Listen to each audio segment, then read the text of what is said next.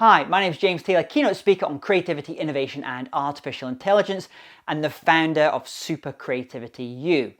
Now, I was having a conversation the other day with a senior leader from an organization, and we were just talking about some of the different challenges the organization is going through just now. And he said to me, James, what I'm really interested in just now is how to take the workforce that I have just now and transition that into the workforce that I need, that I require now. Now, the reason for these changes, why he feels like he's got a workforce which is not really set up for the kind of organization that they're going to become, is because we're seeing lots of changes in industry, in business. We're seeing things like artificial intelligence, machine learning, robotics. In every industry, we're seeing pretty much disruption just now.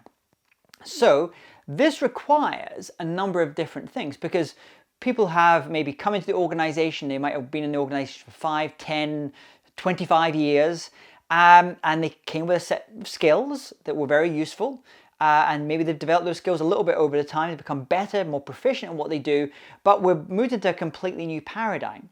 And for senior decision makers and leaders, they do have a decision to make of, do I take some of these people and do I retrain them?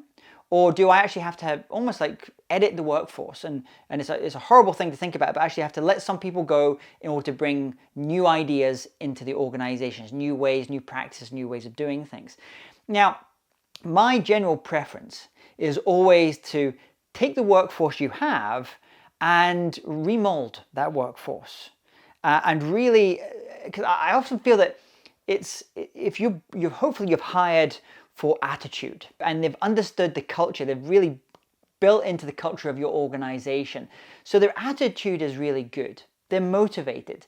They have a care, they have an institutional knowledge of your organization. It's just there's a couple of things that they could really be doing on improving in order to make them that workforce of the future that you're looking for. So there's a couple of things that leaders will tend to do here when thinking about how to transition the workforce that they have to the workforce that they need. The first one is always skills development. Whether that's soft skills development or hard skills development.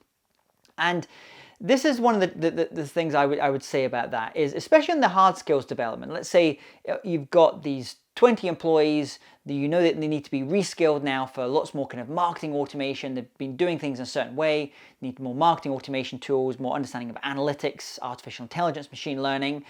You do have to do, there's a certain amount of procedure and skills training. But actually, I don't think that skills development is always necessarily the most critical thing in the longer term for your workforce. The most critical thing in the longer term for your workforce is not skills development, but curiosity development. It's getting your people to always be asking questions and thinking, what next? Being curious. Because curiosity and creativity and innovation are linked. So almost like curiosity is the start, asking questions, links into creativity, which is about bringing new ideas to the mind, which then links into innovation, which is bringing new ideas to the world, new products and services. But it starts with curiosity. It's one of the reasons that one of my clients is Accenture, the global professional services firm. And Julie Sweet, who's the new head of Accenture, she said there's two things that she's really looking to develop in her people now: leadership and curiosity. Leadership being able to extend the organization, to build, to motivate, to inspire, to improve collaboration. But curiosity, which is really around asking questions. Peter Drucker, the management theorist, said the most problems in management decisions is not trying to find necessarily the right answer, but it's really about they're asking the wrong question. So they need to spend more time finding the right question to ask. Albert Einstein said it in a slightly different way. Someone once asked him if he had an hour to solve a problem, how he would use that hour. And he said, I would spend the first 55 minutes thinking about what the question and framing what the question should be. Once I knew what the real question was, I could probably solve that problem in 5 minutes. So this is the key skill. This for transitioning that workforce from where they are now to where you want them to get them, is building this culture of curiosity in the organization. It's about asking questions. Now, some people in your organization, their curiosity muscles may have become a little bit flabby.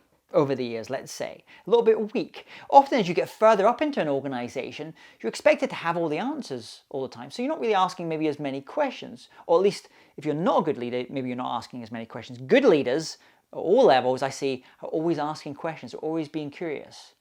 Now, if you want some advice on how to do this, some advisory on how to start really transitioning that workforce from where they are now to where they want to go, then please reach out to me and my team at jamestaylor.me.